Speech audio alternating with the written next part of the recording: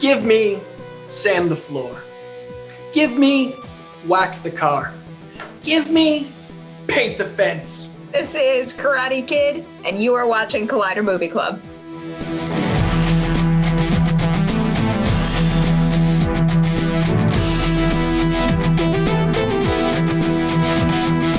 Welcome to the show, everyone. I am Perri. This is Coy, and we are lucky enough to have the perfect guests for this Karate Kid edition of Collider Movie Club.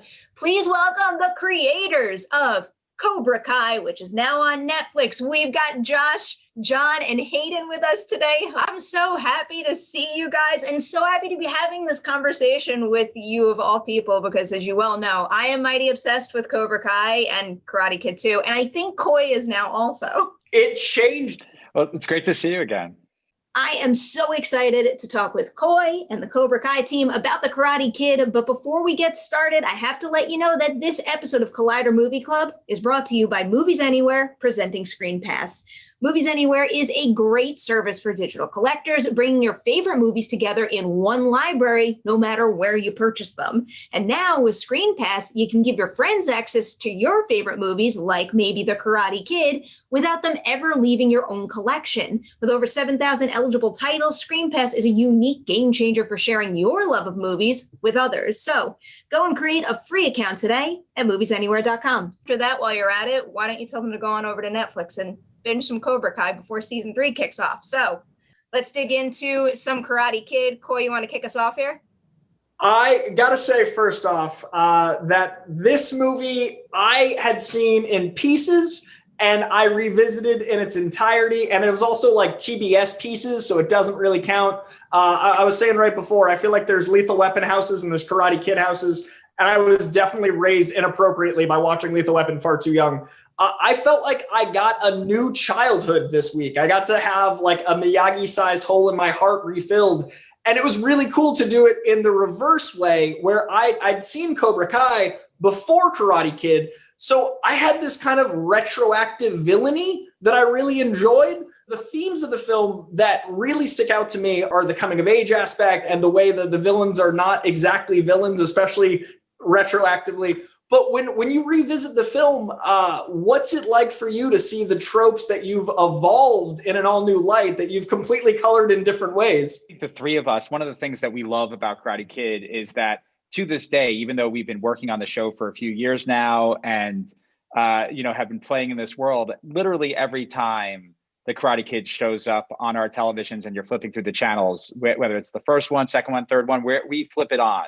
And we will watch it to the end every time, because all of those themes they still hit hard for us when we're watching it. And we have a real love for those original films. And we're always looking for ways to take those moments from those original movies and find a new way to look at them in Cobra Kai. And because those original films are so rich, whether it's looking at, the mentorship and the father figure type stuff, or the underdog story, all of those themes are relevant in so many different ways to so many different kinds of people. And, all of those themes, every time we're watching it, hit hard. What do you guys think it is about the way that Cobra Kai uses those themes that is worth further exploring now, especially in someone like Coy's case? Like when I think about Cobra Kai and watching it when I was really little, I think about the nostalgia factor. That's part of the reason why I love it so much. And way back then, I see Cobra Kai, it inspires me to do karate, and then it continues on through that nostalgia factor. But even without Coy having that part, the movie still resonates. And I know there's tons of movies out there that try to use the underdog theme and, the sports movie cliches to its benefit. But there's something about this movie and like the heart of it that still rings true, no matter how old you are, no matter when you grew up, and no matter when you come to the movie. So I don't know, what is it about this thing that just has that power over people? I don't know. One thing could be Bill Conti, the composer, because I feel like Rocky is the exact same situation. Like, it's one of those movies that it's on and I got to watch it. I mean, it's John Avildsen and Bill Conti, director and composer, were involved in both movies. And there's something about the first acts of each movie that really sets you up to root for, whether it's Rocky Balboa or Daniel LaRusso, and you are so emotionally invested in the characters, and there's something authentic about it, and there's something real. And it's why when we made Cobra Kai, it was important to us to have those Bill Conti vibes. When you watch Cobra Kai, before you see anything, you're hearing Bill Conti. I think some of the other movies maybe looked at Rocky and looked at Karate Kid and were trying to do something similar. When Avildsen was making those movies, it wasn't derivative, and there was something special about it. I don't know, that's the only thing I could say is when I watch these movies, it really captures your heart. I could say it's not paint by numbers. It's a reluctant teacher. He's not just saying, Daniel's not just saying I need help, and Miyagi's saying no problem, I got karate in the trunk, let's do this. It's sneaking up on you at all times. It's Miyagi not wanting to be a teacher, not wanting to take on that responsibility at first until he realizes that he has kind of put himself in the middle of it.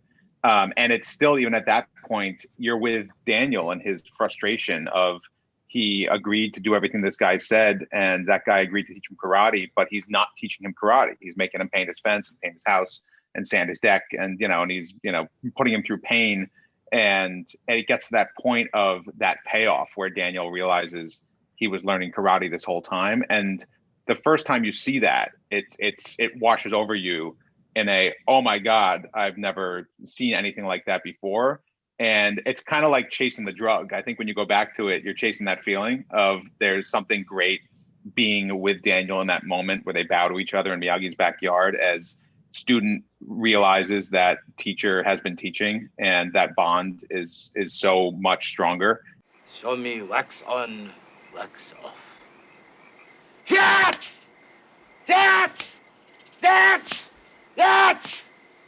Show me paint the fence. That! Show me side to side.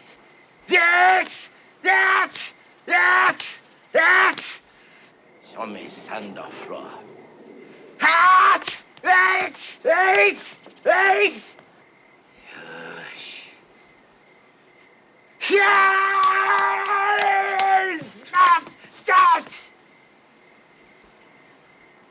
Oi.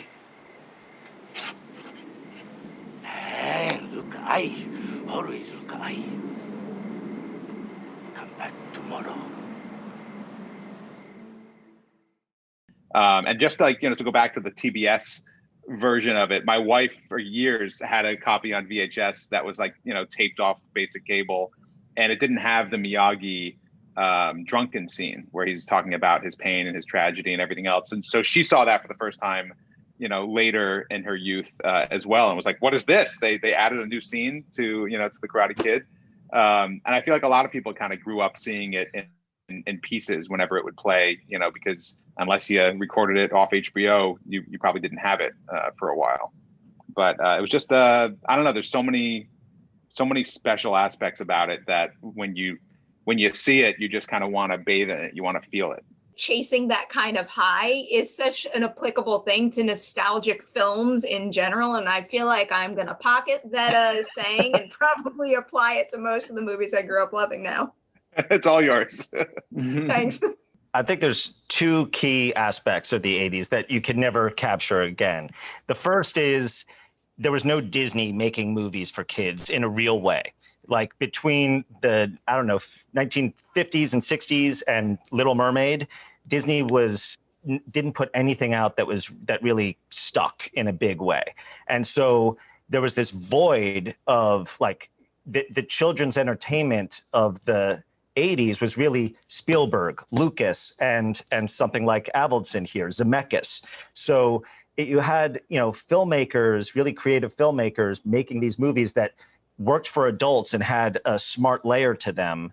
Not that, Disney movies today don't do that, but back then it was just a little bit more mature than, I think some of the other things that like in the 90s that, that kids had. And so it's very accessible as an adult watching these kids movies from the 80s because they were made by adults.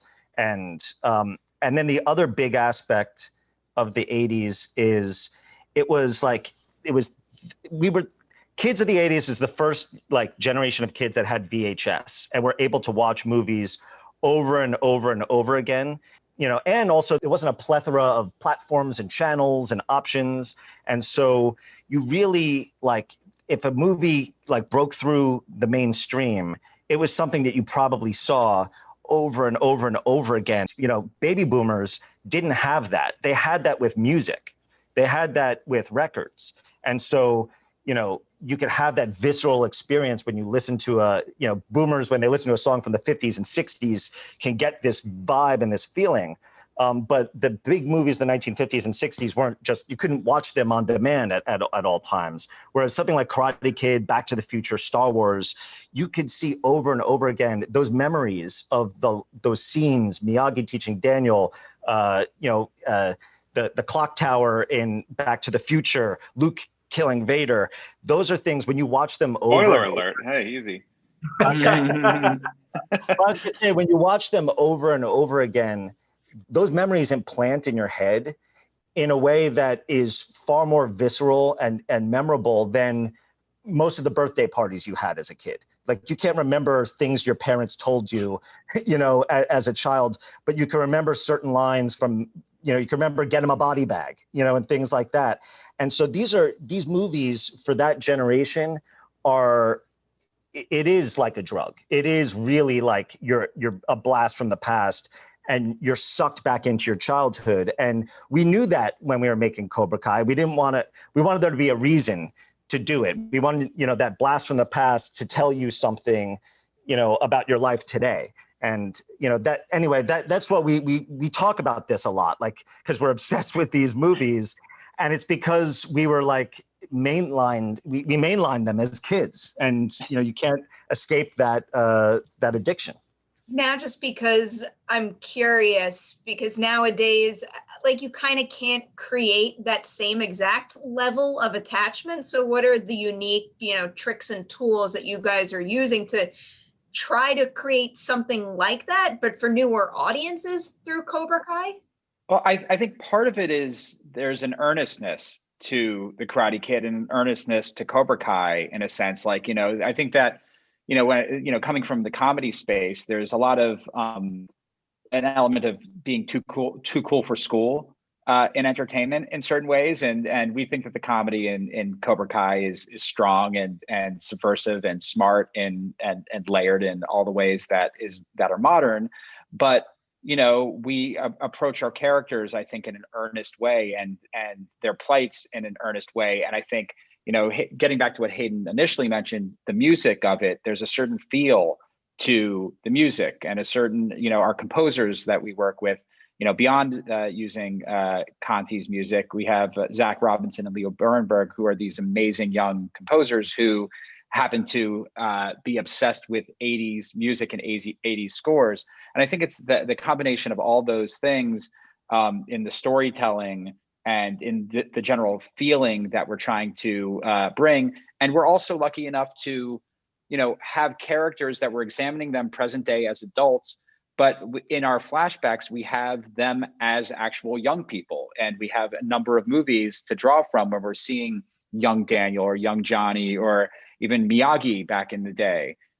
These characters and these performances are so present on our show in a way that I think is really additive and helps give you that feel. Another thing is just the 80s was the decade of the montage. That was the A team. We're going to beat these guys. We have to do something crazy to our van, and we're going to play a kick-ass song while we weld pieces of metal onto the front of this thing to go into battle. It's, the Revenge of the Nerds, the Tri-Lambs are going to fix up that house.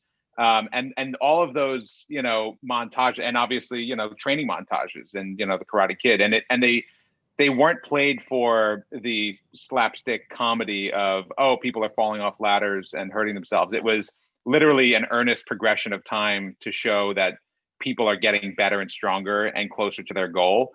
And I think in the 90s and early 2000s, the montage was lampooned in all sorts of different ways. And, Trey Parker and Matt Stone have done some amazing things with comedic montages that have spun out of control.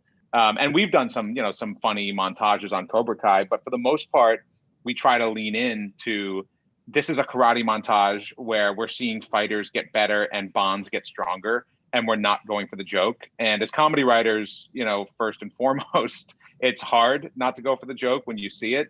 But a little bit of restraint goes a long way and gives you more of that kind of, that warm hug of a feel of, oh yeah, this is something good. We don't have to subvert it and undercut it just because we can.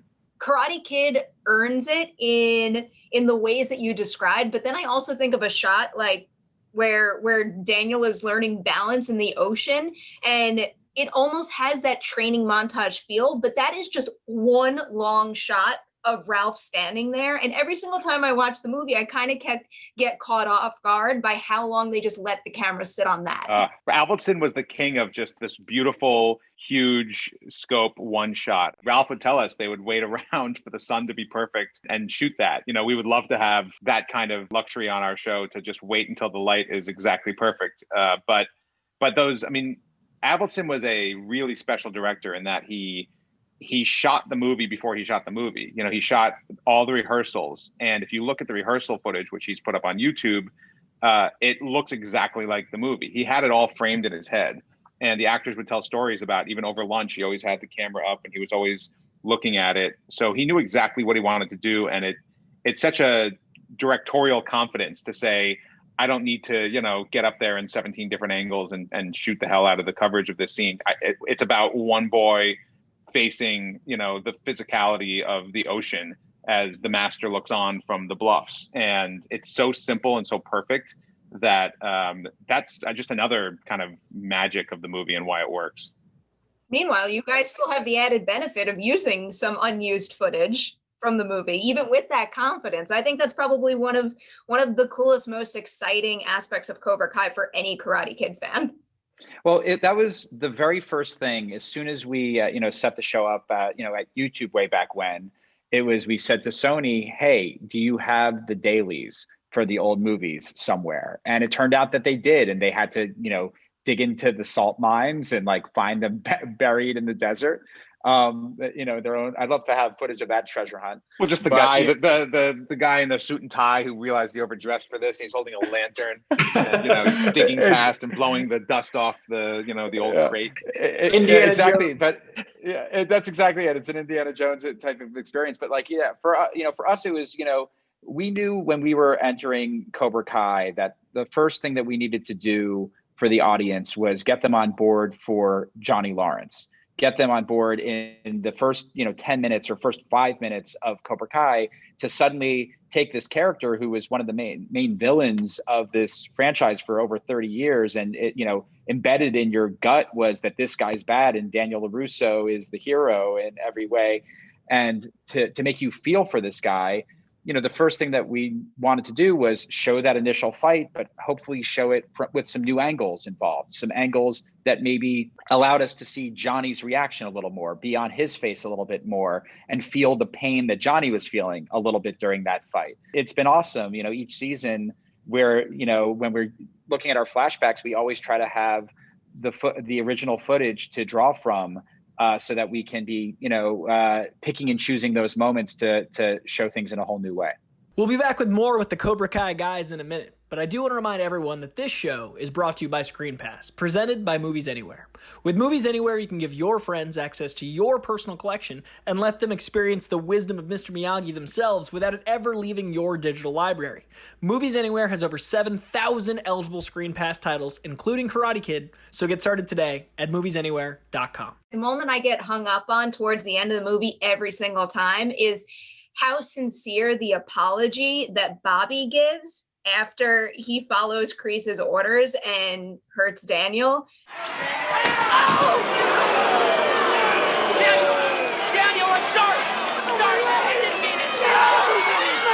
I'm sorry. We should talk about Robert Mark Kamen, the screenwriter who wrote Karate Kid, because all these things that you're talking about, he put in that script. And if you don't, if you haven't IMDb'd him, he is one of the greatest screenwriters of all time. So this isn't just some flash in the pan thing. He made Taps before He wrote Taps before Karate Kid, and he's done so many things from, Fifth Element to the Taken movies recently and all this stuff. So he is just really good with setups and payoffs and story and character and all of that stuff. And seeing the Cobra Kais, they could have just been generic bullies, but there's like little shreds of humanity that he put in there that furthers the movie's point that there's no such thing as a bad student, only a bad teacher. You're slowly seeing all these Cobra Kai students realize, I don't know if I like what I'm doing here at the tournament. And it culminates with Johnny, with the sweep the leg moment, questioning his sensei. And so all that stuff is just genius. And we wouldn't be able to make our show without that. I mean, we always talk about how when we watched The Karate Kid as kids, it was Daniel and Miyagi. When we went to kind of college and we hung out and talked about the movie, it was the Cobra Kais all of a sudden that we were fascinated with. You didn't have henchmen in the 80s that had, levels and personalities. And, with Johnny and his gang, you had Dutch on one end, who was just a straight maniac. He wanted to murder people. And then you had Bobby on the other hand, that even in the Halloween fight is saying, leave him alone, he's had enough. Like, you're starting to see that he's questioning whether this, no mercy thing is all the way. And then you see that come, full about face at the tournament. So we felt that, Johnny kind of starts off this series in a very painful place, dealing with the ghost of the past, literally looking at the ghost of the past in episode 1 as he watches the memory of Kreese choking him. And very slowly, Johnny gets sucked back into the world of Cobra Kai, this romantic version of what he thinks he can do. And 16 episodes in, we needed to kind of, take that back to the beginning and remind him with those actual living, breathing ghosts of the past saying, don't you remember the pain? Don't you remember the manipulation? This is what, Kreese did. This is why it's bad. And that becomes a tipping point where obviously, Johnny begins to look at Cobra Kai for what it truly is at that point. The joy of making our show is when we get to, expand on those kinds of characters. We always talk about that week when we were making sort of the reunion of the Cobra Kais was really special. And, it was special on so many levels, for Billy Zabka and that group of guys. Like Karate Kid was Billy's first movie. And a lot of those guys were like, young in the business, and they spent so much time together, training together, hanging out together, that there was a real brotherhood that like occurred off camera that like over the years, they've all stayed in touch and they have such warmth towards one another. So the reunion that you saw on screen was very genuine for how they feel together when they get to spend time together. And we were just grateful to kind of be a part of it. I feel like I keep comparing it to Star Wars,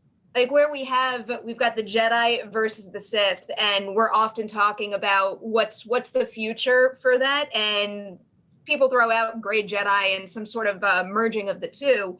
And it does make me wonder if maybe that's something you're pursuing on Cobra Kai, where we've got Cobra Kai and Miyagi-Do karate, where I can't really find anything wrong with Miyagi-Do karate that needs to evolve just yet. But I feel like that might be the path that we're on.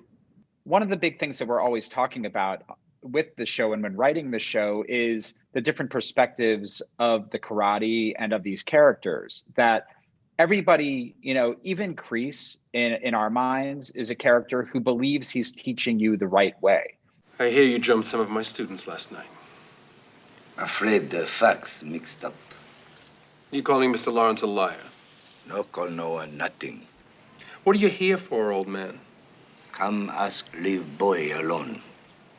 What's the matter? The boy can't take care of his own problems? 1-to-1 problem, yes. 5-to-1 problem. Too much ask anyone. Is that what's bothering you? The odds? Well, we can fix that. You like matching, Mr. Lawrence? Yes, Sensei! No more fighting. This is a karate dojo, not a knitting class. You don't come in my dojo and drop a challenge and leave, old man. Now, you get your boy on the mat, or you and I will have a major problem. Too much advantage. Your dojo. Name a place. Tournament. He believes that his lessons are lessons that are valuable to people. And, we sometimes talk about like some students may benefit more from Miyagi-Do karate. Some may benefit more from Cobra Kai in certain ways. That like, if you're, timid and, having people walk all over you and things like that, there's some benefit to the strike first kind of attitude and to stand up for yourself and those kinds of lessons that, maybe a Sensei Kreese or Cobra Kai would teach you. And, in terms of Miyagi-Do, there's, obvious, value in everything that's being taught there. But certain kids may need those values and need to find balance in their lives in those kinds of ways. So it's always sort of the discussion that we're talking about, the push and pull and the point of view of like, what is the right way. Hayden, you can continue. I was going to say it's not an accident that you're seeing Star Wars in Cobra Kai. We're hardcore Star Wars fans. You're really seeing kind of one perspective of the Force in Star Wars. I've always been into like, you hear the dark side is like the quicker path, and you never really, delve too much into what the dark side is. And in Karate Kid, you're seeing the general tenets of Cobra Kai, but you're not really seeing the kids like learn that. And that's one of the fun things about the show. It was almost like a thought experiment. What if Daniel actually went to Cobra Kai and learned something? That's what we do with Miguel on our show. And like John said, it forced us to look at what you would say is the dark side of karate from a different standpoint where, okay, it's not just Kreese or Johnny saying, okay, here's what we're going to do. We're going to be the bad kids in school. It's you have to like ask yourself, are there moments in life where you want to be aggressive, where you don't want to be passive? And that's kind of what we drew from. It's possible that even though this form of karate could lead you down a dark path, that on the way to that path, you could experience some highs because it does provide you with a skill set and tools. And is there a way to kind of take the benefit of that without leading you down the dark path? That's kind of what Johnny is trying to figure out on our show. But there is a method to Kreese's madness, and we liked exploring that. We have to pay credit to Robert Mark Kamen, who is a martial artist, who wrote the movie, and to Pat Johnson, the stunt coordinator, who is just, one of the most decorated, gifted, martial artists in the world. That it wasn't just here comes a bunch of karate, and it wasn't just let's invent some evil form of karate that has a fatal flaw. Cobra Kai was based on Tang Soo Do, which is a hard form of karate, and it's all about fighting in a straight line, go at your opponent, destroy them. And Miyagi-Do is based on Goju-Ryu, which is a hard, soft form of karate, which is move out of the way in a circle. It's Miyagi says it. My advice: don't get hit. And don't get hit is kind of the tenet of that karate. It's defense heavy, and the fact that they trained Daniel or Ralph and Pat in a different form of karate than Pat Johnson trained Kreese and the Cobra Kais, it gives it that actual physicality that supports the philosophy of the no mercy versus don't get hit. And it lends itself very well on screen to seeing that it's not, these guys aren't throwing the same punches and kicks at each other. And we've been able to kind of carry that through as well to explore what happens when this type of character learns this type of karate, but gets into a fight with somebody else who, comes at it from a different perspective. And we've seen that, go both ways on the show, both happy and sad. I think Star Wars and Karate Kid have a very simple, good, evil, light, dark. Literally, Daniel has the white gi, Johnny has the black gi.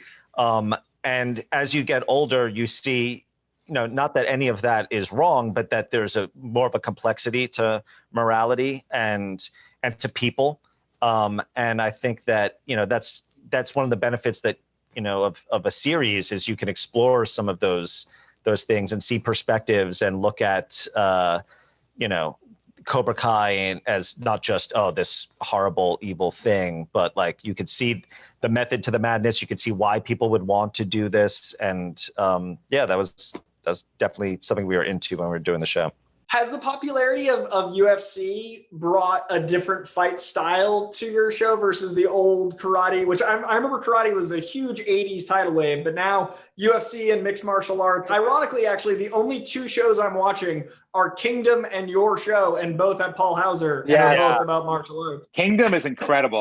That was my quarantine show. I had heard about Kingdom for years, but I didn't have DirecTV, and then it hit Netflix, and I watched the whole thing, and I was just drawn completely into that world. And it was performance upon performance, with those characters. But as far as mixed martial arts in our universe, we kind of live more in this pure old school world where we say, we've said it before, karate in the Valley is like football in Texas. There's something about this place that's a karate town.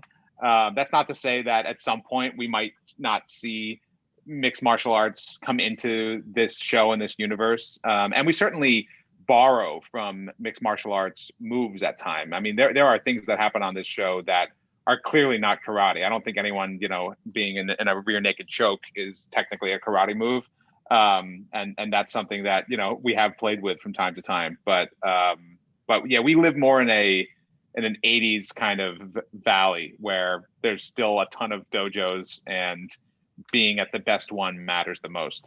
The 80s were the best era ever. The best era ever, right? I mean, I was only like 5 years old when it happened, but still. Remember Caddyshack? So we can't let you guys go without asking for some season 3 teases. So we've kind of tried to weave our way through all the themes that we know and love well from The Karate Kid, but is there any hidden corner of that movie, whether it's a theme or a certain detail or something that you're just eager to explore that you guys have yet to do? There's so much. I mean, one of the things that we love about season 3 is the first time that Ralph Macchio was actually filming in Okinawa because they shot Karate Kid 2 in Hawaii. So we get to know a little bit more about Mr. Miyagi. And, we should take a moment and just talk a little bit more about, Pat Morita's amazing performance as, the layers in that performance. That's one of those things that you watch the movie as a kid and then you watch it as you get older and you realize just how special that performance was. And Mr. Miyagi was a character who was troubled, who was flawed, who had issues, who wasn't eager to train Daniel LaRusso in karate. The memories you have are like that warm relationship that Daniel and Miyagi have. But in a sense, if you rewatch The Karate Kid and then you watch, early episodes of Cobra Kai, there's sort of a similarity between Johnny's attitude about Miguel and Miyagi's attitude about Daniel in certain ways. And, so those characters actually overlap in quite a few ways. And it's, one of the things that we love about, season 3 is to be able to, dig a little bit more into the past of Miyagi's karate and Mr. Miyagi himself. And that's only one aspect, because that's the one that we've talked about. We don't want to get too into detail with some of the other things, except to say one of the goals that we have when we do the show is to give greater insight and depth into the characters that we see in the original movie. And so our hope is, if you watch season 3, you'll go again back and watch Karate Kid in a new light, even in a different way than if you've seen the first 2 seasons, because we shed light on certain things that, kind of in some ways set up the original Karate Kid movie. It's just because we love these characters and we want to know more about them and what makes their heads tick. And, you get little glimpses, for example, of what Johnny's life was like and his home life was like on our show in season 1, which gives you something, a new perspective when you watch the original. I think it's a similar thing in season 3. We have moments on that show, rather moments in the season that make you go back to the first movie and look at it in a new light. And not just, like John said, one is with Miyagi, but it's with all the characters, and it's really it's fun because we're telling a new, fresh story. We have a lot of stuff with the younger actors that have nothing to do with the past, but you can't escape the past, and it's embedded in the story and in the characters. And to understand the present and the future, you kind of have to go back into the past and work things out and uncover new things. And that's what's fun about season 3. Well, there's a great lyric in Joe Esposito's timeless song "You're the Best Around" that says "History repeats itself," and it's in there because that song was composed for Rocky III, and it was literally supposed to be "History repeats itself" as he's fighting again. But they used it for the Karate Kid, where I don't think history had repeated itself yet at the time the song was on. But by the time our audience is seeing season 3 of Cobra Kai, there is enough to play with now with that younger generation, especially looking back at the movie, and lots of characters realizing what mistakes haven't been truly dealt with, what is left to evolve, and how to fix the pain that we left audiences, feeling that sucker punch of the end of season 2. So we have a lot to answer for as the writers who put everybody through that. But I think it's going to be a very satisfying season for people to bathe in. When you look at the sequels, it's almost like they understood the nostalgia back in the 1980s. If you look at Karate Kid 2 and Karate Kid 3, they're doing a lot of what we're doing. They used footage from Karate Kid 1 in those movies, and they really kept the vibe of the original going. And there is more to explore, with the sequels, and you'll see that in season 3 and hopefully beyond. Well, there's something so fun in looking at the entire franchise as canon, because, and the mechanics of actually writing a franchise, there are scenes, there are characters, there are choices in wardrobe and what car somebody's driving or what street they live on that are literally just you make a decision and you move on, or it's just a matter of getting a character from here to there.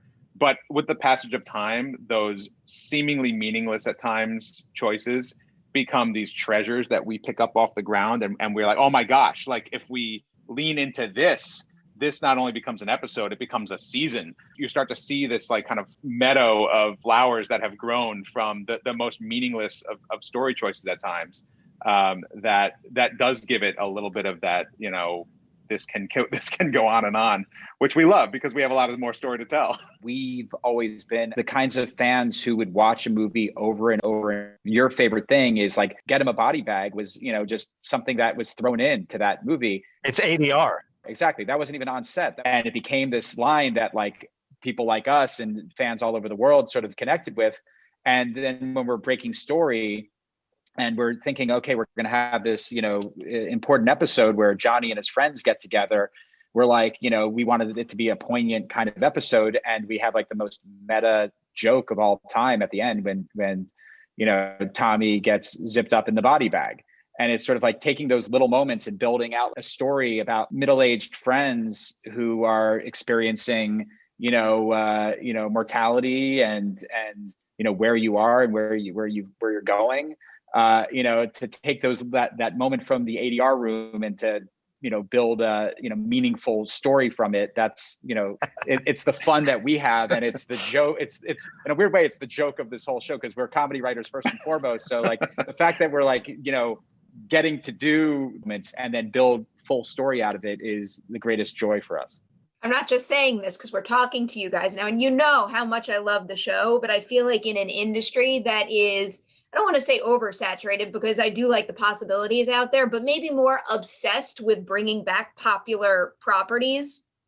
I feel like Cobra Kai is kind of a model example at this point of how to do that well and how to do it in a way that justifies it. So cannot applaud you enough for what you've given us with that show thus far. Thank you very much. A lot of those other things start as, executives in a room looking at their IP and saying, how can we, utilize this or take advantage of this? That wasn't the case here. Sony had, kind of moved on. Like they had the reboot with Karate Kid. They weren't really thinking about the Karate Kid. We've been thinking about it for 20 years. We came to them. They were like, wait, what are you talking about? We're like, no, Ralph Macchio, Billy Zabka, they're back, and so it really came out of fans' love, not a, corporate mandate. And I think that's really the reason why. It reminds me a lot of what Damon Lindelof did with Watchmen, where it came from a place of reverence for the source material, wanting to do something that enhanced the original, didn't sequelize at the detriment of. It makes the world richer. And I have never watched Karate Kid that way, and the world is so much richer for it. And I think all of these themes are so universal that for decades, this can be a universal concept. And that's a really magic piece of art.